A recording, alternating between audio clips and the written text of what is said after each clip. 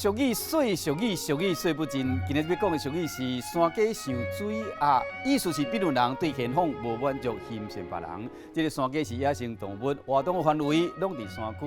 南投有登山客翕到台湾山鸡唔惊人，甲饲物件嘛照食，这号保育人员真烦恼，烦恼讲会影响到保育类这个山鸡的健康甲习性。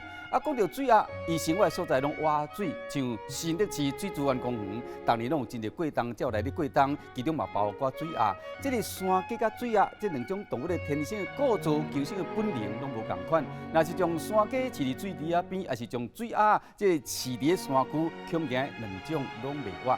啊，其实逐个人的天分条件无共款，兴趣甲发展嘛无共款，唔通看轻家己的才能，欣赏别人的成就。